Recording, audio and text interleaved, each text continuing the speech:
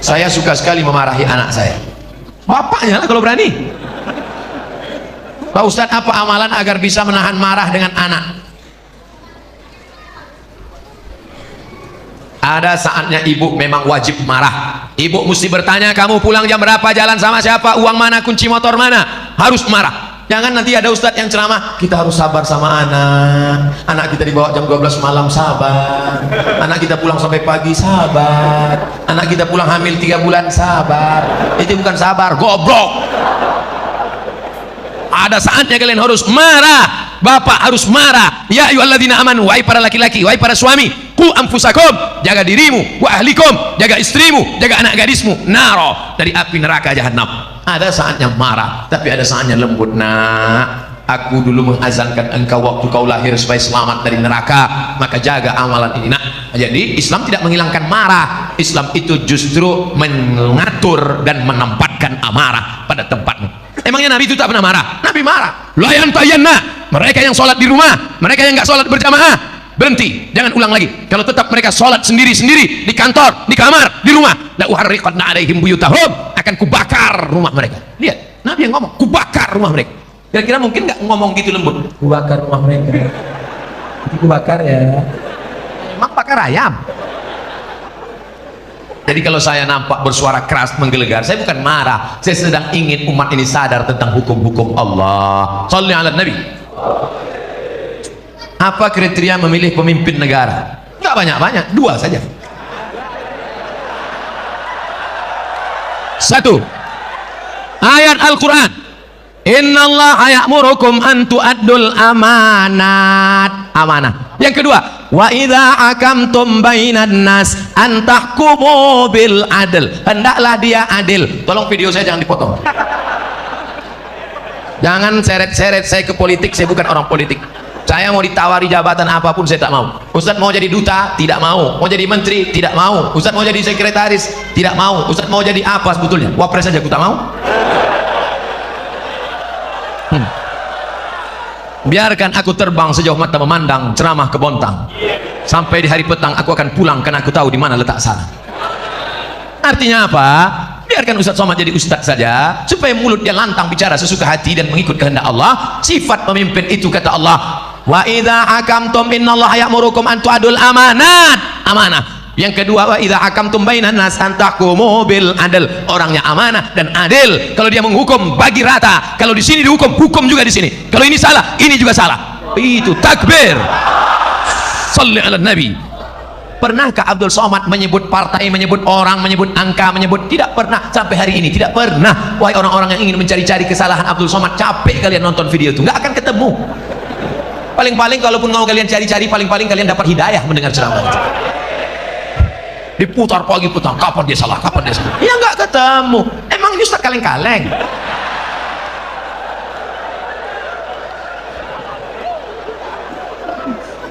Pak Ustadz, tolong jelaskan bagaimana cara hijrah yang sesungguhnya. Hijrah itu mudah aja, ambil bawa pakaian, pindah. Itu hijrah tempat. Hijrah yang sesungguhnya itu apa? Wal muhajir man hajara ma nahallahu an. Orang yang hijrah adalah orang yang meninggalkan semua yang dilarang Allah Subhanahu wa taala. Alhamdulillah Ustaz, kami sudah hijrah. Apa namanya? Biker hijrah. Itu kemarin masih bonceng cewek. Ini pacaran syariah, Bos. Boleh, nggak ada. Anak-anak muda, para bikers, anak-anak muda, kalau kalian betul-betul hijrah, ambil HP, buka, cari namanya, delete, buanglah mantan pada tempat. Jangan lagi masih berteman-berteman, malam-malam masih bangun, yang tahajud ya. Apa yang kau bangunkan dia? Mak dia kan ada di dapur. Macam anak yatim piatu aja dia. Oleh sebab itu hijrah ini total. Hijrah yang tidak ahlu sunnah wal jamaah, la ilaha. Yang sebelum ini belum hijrah, akidahnya rusak, kemana-mana percaya batu cincin.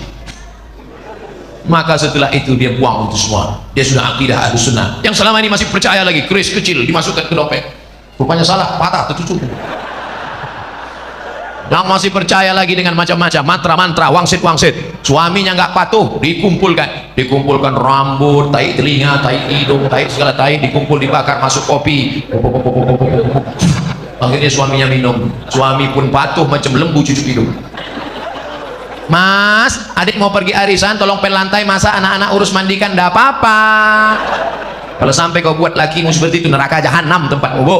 Karena kau sudah pakai dukun, pakai santet. Ustadz Somad nuduh perempuan aja. Oke, kita balik, laki-laki pula yang menyantet perempuan. Saya Ustadz baru tahu bahwa saya ini sebenarnya suka sama dia karena dipelet suami saya. Taunya kapan? Setelah anak 5 lahir. Gara-gara siapa kalian juga yang salah? 5 tahun yang lalu ketika dia datang mau meminang baik-baik, Adinda nikah sama abang ya. Apa jelek miskin? Twih. Akhirnya air ludahmu diambil, dibawanya ke dukun, dijampi-jampi. Kau pun siang malam terbayang-bayang, makan tak kenyang, tidur tak lengah. Siang malam jadi kenangan, mau makan mie ayam nampak wajahnya terbayang.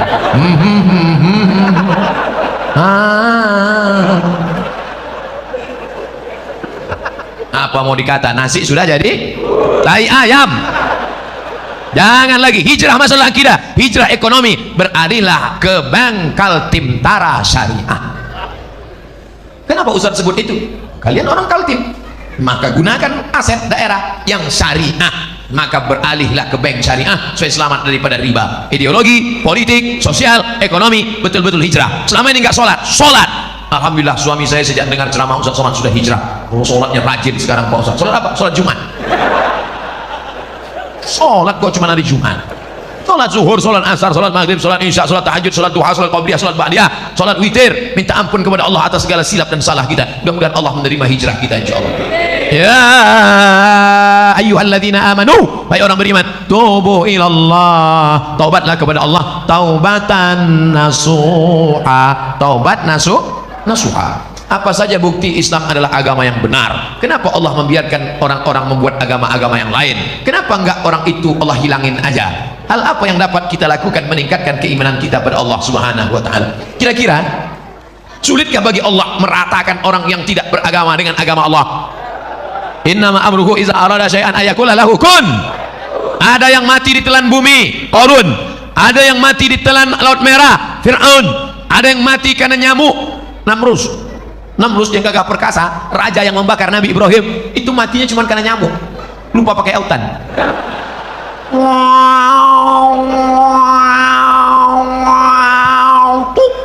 Mati.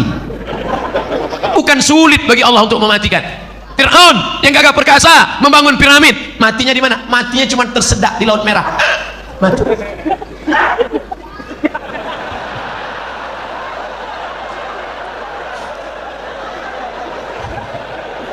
Oleh sebab itu maka kenapa Allah membiarkan? Pertanyaan anakku, pertanyaan saudaraku, ini pernah saya tanyakan kepada Profesor Dr. Syekh Muhammad Jibril, guru besar tafsir di Universitas Al-Azhar Kairo. Syekh, kaum Ad mati, kaum Samud mati, kaum Madian mati, mengapa Bani Israel tidak mati, Syekh? Apa kata Syekh Muhammad Jibril tersenyum melihat saya? Anakku, kalau Allah membinasakan Bani Israel lalu kau masuk surga pakai tiket apa?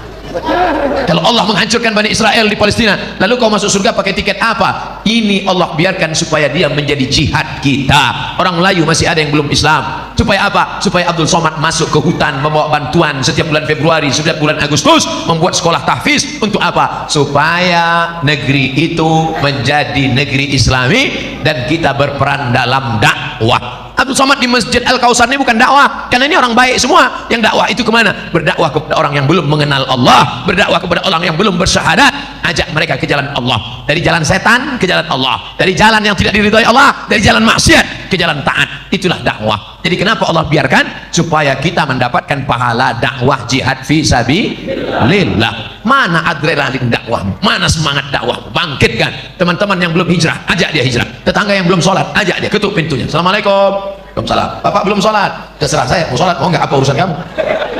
Pak, dengan kasar gitulah Pak. Pergi sana. Besok datang lagi. Pak, ayo ke masjid. Jangan ajak datang ke masjid. Kau belum lahir, aku udah lahir. Hari ketiga datang lagi. Pak, ayo ke masjid. Jangan ajak saya. Nanti Bapak kalau mati kami campakkan ke sungai ya. Bapak ke masjid apa enggak? Iyalah. 3 hari aja kena. Saya waktu kecil belum pernah diakikahkan. Akikah itu hari ke-7.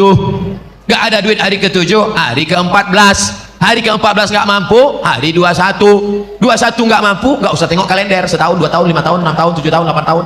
Sekarang umur bapak berapa? 40 tahun. Belum akikah? Belum. Pulang dari sini beli kambing, masak, saya datang makan semua. Tapi akikah saja, jangan cukur rambut, jangan ganti nama baru, jangan minta ayun pakai marhaban. Marhaba ayanun, disangka yang diayun cucunya, bapaknya. Akikah saja silakan. Boleh akikah setelah dewasa? Boleh. Baca buku 37 masalah populer ditulis oleh Abdul Somad LCMA.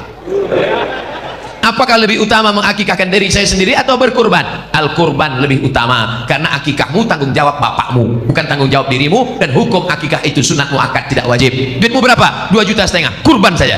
Duitmu berapa? 5 juta, 2,5 juta untuk kurban, 2,5 juta untuk akikah. Jangan hitung-hitung sama Allah, nanti Allah hitung-hitung bukan sama ente. Jangan diskon-diskon sama Allah, nanti di diskon Allah nafas ente setengah.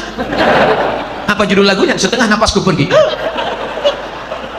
TBC, asma. Pak Ustadz, maaf, masa lalu saya sangat buruk. Kelihatan dari tulisannya.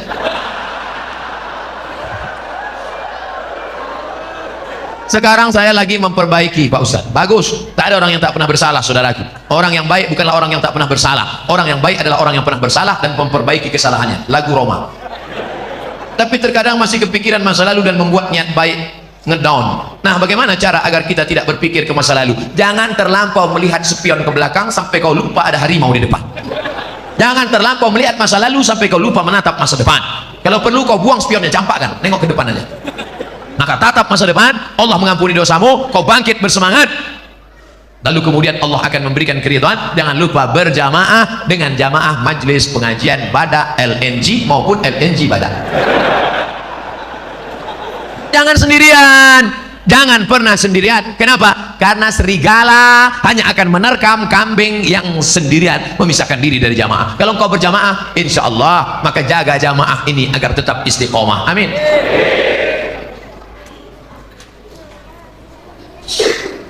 Apa perbedaan bank syariah dengan bank konvensional? Bank syariah akadnya dua. Pertama, mudharabah bagi hasil. Yang kedua, murabahah permodalan syariah. Oleh sebab itu keuntungannya itu berdasarkan keuntungan bersama. Contoh, kalau dia tidak pakai bank pribadi. Pak, pinjam uang Bapak 100 juta, mau apa? Saya mau ternak puyuh. Nanti kalau untung kita bagi, untung 150 juta, pulangkan modalnya 100, yang 50 dibagi 2, pulang 125, maka keuntungan 25 untuk bagi 2, 25 untuk yang modal, 25 untuk yang mengusahakan. Maka setelah engkau pinjami saudaramu 100 juta, doamu lebih khusyuk daripada sebelumnya. Begitu kau lihat mendung, takut puyuhnya mati, ya Allah, jangan sampai puyuh-puyuh itu mati, karena kalau sampai puyuh itu mati, duitku hilang 100 juta.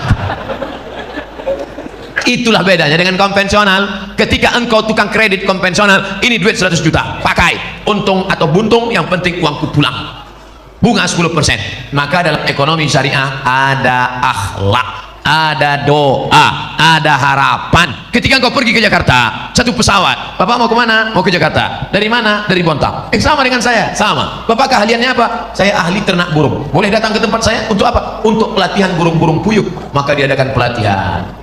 Kenapa? Ada kepedulian. Karena engkau takut burungnya mati. Tiba-tiba pas diteliti, tidak ada satu puyuh pun bertelur. Kenapa? Rupanya sarang puyuh dekat airport. Puyuh stres mendengar pesawat tiap hari. Datang bapak pelatihan, ini puyuhnya tidak bertelur karena stres. Setiap dia mau berhubungan, nafsunya hilang karena mendengar suara pesawat. Akhirnya dialihkan. Artinya apa? Hidupmu terus terpacu adrenalin untuk bekerja sama, tiap hari mendoakan, dan setiap ketemu kau bersalaman bertanya, Assalamualaikum adik-adik, sehat ya? Sehat ya? Sehat kan? Sehat, sehat. Kau tanya sehatnya tiap hari. Kenapa? Karena kalau sampai dia sakit, mati, duitmu nggak balik. Beda konvensional dengan syariah. Ada adab, ada doa, ada pelatihan, ada perhatian, ada kebersamaan, ukhuwah Islamiyah. Jawabannya sudah ada di sini semua. Hebat panitia, luar biasa. Saya puji panitianya, kenapa? Foto saya dibuatnya besar-besar. Kadang-kadang di tempat lain sakit hati kita, foto yang besar, ketua, sekretaris, bendahara, direktur, bupati, wali kota, foto kita kecil aja. Tapi di Bontang, Masya Allah, foto direktur nggak ada, foto Pak Wali nggak ada, Pak Wakil Wali nggak ada, buku saya sendiri. Masya Allah, luar biasa. Saya seorang akhwat. Apakah ada amalan-amalan untuk memudahkan jodoh? Sebagai akhwat bolehkah menjemput bola? Ini akhwat apa pemain bola?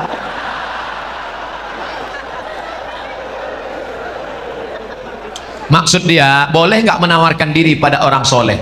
Saya tidak menjawab, saya cerita, bapak ibu jawab. Ketika Nabi sedang tausiah, tiba-tiba tegak seorang perempuan. Apa kata perempuan itu? Inni wahabtu laka nafsi, I give myself for you.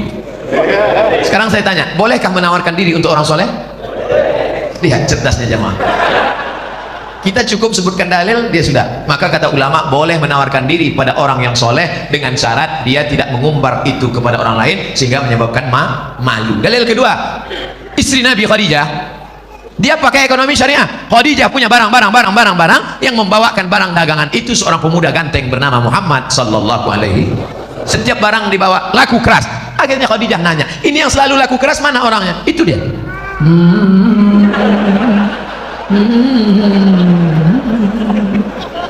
Itu dia. Iya. Siapa namanya? Muhammad. Yang ganteng itu. Iya. Maka kata Khadijah, diutuslah seorang laki-laki. Coba tanya dia, mau nggak dia nikah sama saya? Ditanyalah, hai Muhammad sallallahu alaihi wasallam. Ya, itu tuan yang punya barang-barang kita selalu kita bawa, dia mau sama kamu. Itu dalil boleh perempuan menawarkan, tapi melalui wali. Wahai adikku akhwat, engkau punya wali 6. Ayah, datuk, kakek, abang, adik, abang ayah, adik ayah, pakcik. Maka kau sampaikan supaya dia ngomong ke sana. Nah, siapa dia orangnya? Itu Pak Ustaz, anak remaja masjid di Al-Kausar itu. Kasih tahu. Dek, ya. Mau datang ke rumah saya? Ada apa, Pak? Datang bertamu, minum-minum aja, sorry. Datanglah. Nanti keluarlah ente bawaannya.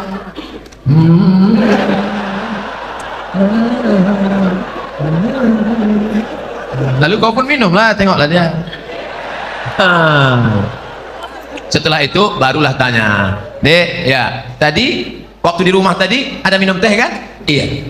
Gimana nampak yang bawa teh tadi? Saya nggak ngelihat, Pak. Kenapa tak kau tengok? Besok pagi bisa kau datang? Bisa, Pak. Besok datang, tengok jelas-jelas ya. Aku ngundang kau tuh mau nengok keponakanku itu. Bodoh kali kau.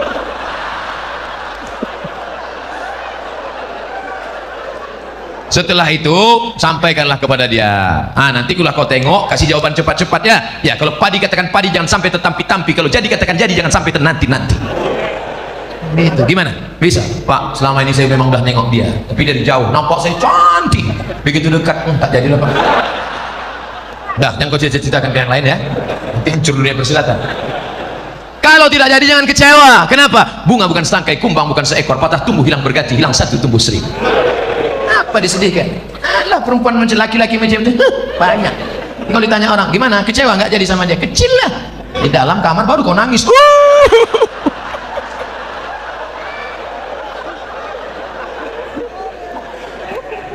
Ini sudah ditetapkan Allah. Ini takdir sudah tertulis di Lauhul Mahfuz bahwa teh kotak ini punya Abdul Somad, bahwa minuman ini punya Abdul Somad. Ini takdir. Aku tahu rezekiku punya aku dan tidak mungkin diambil orang. Betul?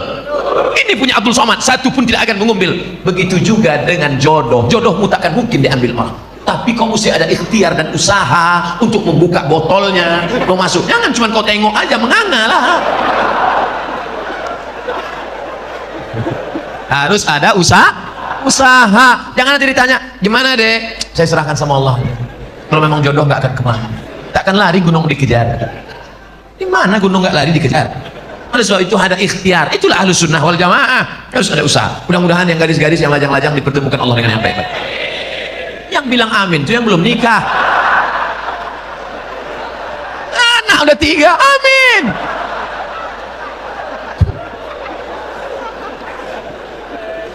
Nah, oleh sebab itu maka indah adik-adikku yang lajang, indah kalian nanti bercerita ke anak-anak. Papa, ya, papa ketemu mama dulu di mana? Waktu itu ada ustadz datang ke masjid LNG Bada atau Bada LNG, masjid Al-Kausar. Nah, terus pas papa mau keluar itu nyari-nyari sendal, mana sendal, tiba-tiba terbentur kepala papa. Tengok depan.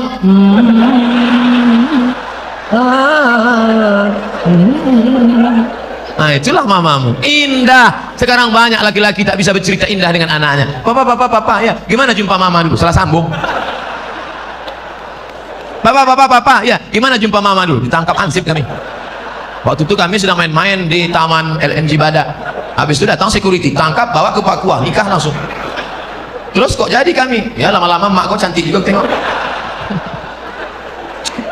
Aduh. Jika di Bontang sudah ada bank syariah seperti bank muamalat, BSM, apakah kita masih boleh menabung di bank konvensional? Tidak ada alasan. Besok pulang dari kantor atau pas jam, ambil cuti sebentar 1 jam, izin, ambil tarik, beralihlah ke bank Kaltim-Tara Syariah. Takbir. Ustadz dikasih berapa sama Bank Kaltim-Tara? Tidak pernah jumpa, tidak pernah ada tegur sapa, tapi saya membawa spirit syariah kemana-mana pun saya selalu sampaikan itu. Robahlah bank konvensional menjadi bank syariah. Hai Bupati, hai Wali Kota, hai Gubernur, amalmu kalau mau tidak putus setelah kematian. Robah bank Kaltim-Tara menjadi bank syariah. Takbir. Mengalir pahalanya Pak. Memangnya kau jadi Bupati, Wali Kota, Gubernur berapa lama? Paling lama 2 periode, itu pun kalau ada yang nyoblos. Paling lama 10 tahun, itu pun kalau tak ditangkap KPK. Habis itu pensiun, stroke, stres, mati. Apa yang kekal abadi? Tuh amalmu. Buatkan perda zakat, keluarkan orang dari konvensional, maka setelah kau mati macam tetesan embun di tengah gurun pasir yang panas. Dulu waktu kau punya jabatan disambut orang pakai baliho, disambut pakai umbul-umbul, dibukakan pintu. Sekarang menengok pun orang tak mau, akhirnya kau depresi, stres, batuk, mati. Sekarang banyak golongan yang mengaku dirinya yang sesuai dengan Rasulullah Sallallahu Alaihi Wasallam. Bahkan masjidnya pun khusus untuk kelompoknya saja. Padahal di sampingnya ada masjid yang sudah lama dibangun masyarakat. Apakah benar Rasulullah mengajarkan cara beragama seperti ini? Tidak. Kita semua yang bersyahadat mengikut sunnah Rasulullah, kita adalah ahlu sunnah wal jamaah. Kita ini semuanya ahlu sunnah karena kita mengikut sunnah menutup aurat. Kita mengikut sunnah, kita sholat berjamaah. Kita mengikut sunnah. Adapun perkara yang remeh-temeh, sepele-sepele, jangan kelahi hanya masalah sepele. Kelahi masalah bulu. Yang sudah punya ada jenggot, lanjutkan jenggotmu panjang. Yang tak ada jenggot, beli itu obat. Jangan kelahi masalah bulu. Ini yang gak suka jenggot, ngejek yang jenggot. Aku nengok kau berjenggot macam kambing. Tentu yang berjenggot sakit hati. Aku berjenggot kambing ya, kau tak berjenggot anjing. Berkelahi kambing sama anjing. Ini kan masalah sepele. Masalah Islam mengatur. Oleh sebab itu jangan kelahi. Kelahi hanya masalah kaki celana. Yang udah motong kaki celana, ya nggak apa-apa. Jangan disambung lagi ke bawah. Ini masalah khilafiyah. Jangan diajak yang udah motong. Aku nampaknya ente sejak hijrah ini bertambah tinggi nampaknya. Itu dia sakit hati. Bagus dia potong kaki celana supaya tidak nginjak tai ayam. Tapi yang kaki tutup begini, dia bilang nanti jumpa sama orang, dulu kita jumpa sama orang salaman. Sekarang nanti neraka. Anjar thawbahu khuyala. Kalau mata kakinya tertutup, kalau sombong. Kalau nggak sombong nggak apa-apa kata Imam Nawawi. Kalau nggak sombong nggak apa-apa kata Imam As-Suyuti. Kalau nggak sombong nggak apa-apa kata Syekh Anti-Sakhar. Kalau nggak sombong nggak apa-apa kata Imam Sun'ani dalam Subulus Salam. Kalau nggak sombong nggak apa-apa kata Imam Syaukani dalam Nailul Autar. Kalau nggak sombong nggak apa-apa kata Syekh Yusuf Qardawi dalam kitab Mafahim Kaifa Nata'amal Ma'as Sunnah. Oleh sebab itu ini masalah khilafiyah, masalah usolli, masalah nggak usolli fardal asli. Yang satu nggak pakai usolli, akhirnya kelahi. Antara usolli nggak usolli kelahi. Yang ketawa siapa? Yang nggak ke masjid. Kenapa mereka di Masjid Al-Kausar kelahi? Gara-gara usolli. Untung kita nggak ke masjid. Mari kita jaga persatuan. Maka judulnya Masya Allah, ukhuwah Islamiyah. Mau NU, mau Muhammadiyah, mau Al-Wasliyah, mau Perti, mau Persis, kita semua saudara. Asyhadu an la ilaha illallah wa asyhadu anna Muhammadan. Tapi kalau ada yang mengatakan ternyata setelah Nabi Muhammad itu ada Nabi lagi ke-26, itu bukan saudara kita. Itu harus diajak masuk Islam lagi, umrah syahadat. Karena la nabiya ba'dah, tak ada nabi sesudah Nabi Muhammad. Siapa nabinya? Ini dia, ya mimba ismuhu Ahmad. Ini nabi yang terakhir, Ahmad. Oh, jadi kalau namanya ada dalam Quran berarti dia nabi. Iya, berarti ada nabi yang ke-27. Siapa dia? Nasrullah. Ini dia, iza jaa ke-27. Berarti ada nabi yang ke-28. Ini yang terakhir. Ini ayatnya, qul huwallahu ahad Allahu. Ini dia. Orang-orang yang nyeleneh ini jangan dilawan, kerjain aja. Ini Nabi ke-28. Tolong jangan dipotong videonya. Nanti pengakuan Ustadz Somad di Bontang, Nabi ke-28. Ini potong-potong video nih, makanya tonton video dari awal sampai akhir, lihat video aslinya, jangan lupa subscribe. Kertas terakhir, Pak Ustadz, kami sudah 8 tahun menikah, alhamdulillah, tapi belum diberikan anak, na'udzubillah. Tolong minta didoakan agar cepat dikasih keturunan yang soleh. Kira-kira sulitkah bagi Allah membuat engkau hamil? Tidak. Ustadz Somad, saya menikah sudah 8 tahun tidak punya anak, tapi terakhir sekarang punya anak. Kenapa? Rupanya diganggu jin, masuk jin ke dalam perut rahim, sehingga sperma dengan sel ovum tidak pernah ketemu, dihalangi oleh jin. Kisah nyata teman kaya Polri. Akhirnya setelah diruqyah di Jalan Sumatera, Riau, Pekanbaru bersama Ustadz Saifullah, walau di Kalimantan cari ustadz-ustadz yang bisa ruqyah, akhirnya jinnya pergi kabur, akhirnya hamil, sekarang punya anak. Malah sekarang batuk aja hamil di sini. Betul, hamil. Oleh sebab itu maka sudah divonis tidak mungkin hamil Ibrahim, itu istrimu tidak mungkin hamil Ibrahim. Kenapa? Aqimah, karena dia mandul. Siapa nama perempuan itu? Sarah. Sarah sudah divonis, semua perempuan berkata Sarah tidak mungkin punya anak. Akhirnya Ibrahim buka cabang, menikah dengan Hajar. Rabbana hablana minas salihin, Rabbi habli minas salihin. Umur Ibrahim 86 tahun, lahirlah anak bernama Ismail. 13 tahun setelah itu, umur Ismail 13, umur Ibrahim 99 tahun, istri yang divonis mandul, mengandung.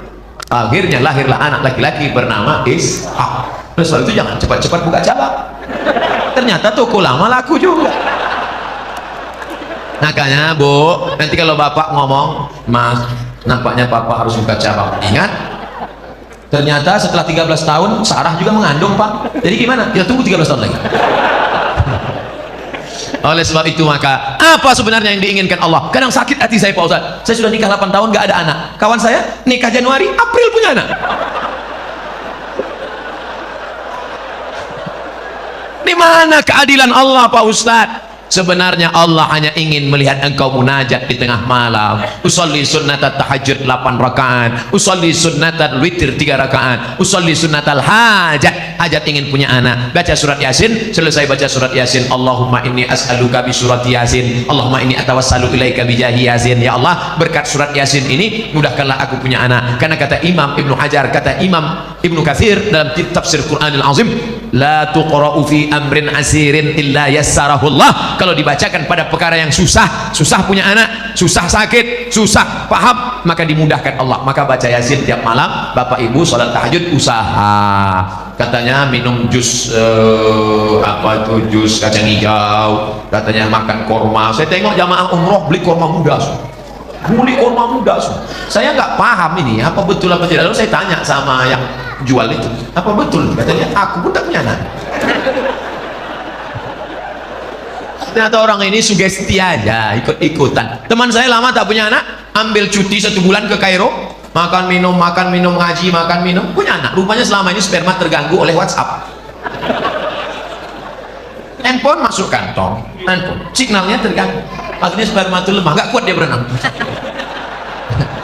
Makanya makan banyak, makan. Oleh sebab itu maka ada ikhtiar, ada usaha, ada doa dan tawakal. Mudah-mudahan yang belum punya anak diberikan Allah anak yang soleh dan soleh. Ala hadhihi niyyah wa kulli niyatin salihah. Al-Fatihah. A'udzu billahi minasy syaithanir rajim. Bismillahirrahmanirrahim. Alhamdulillahi rabbil alamin. Arrahmanir rahim. Maliki yaumiddin. Iyyaka na'budu wa iyyaka nasta'in. Ihdinas siratal mustaqim. Siratal ladzina an'amta 'alaihim ghairil maghdubi 'alaihim waladdallin. Amin. Allahumma inna natawassalu ika bi sirril Fatihah. Kami mohon dengan kemuliaan surat Fatihah, dengan kemuliaan Nabi Muhammad SAW, antufarrij kurubana, lepaskan kami dari segala masalah hidup dunia dan di akhirat.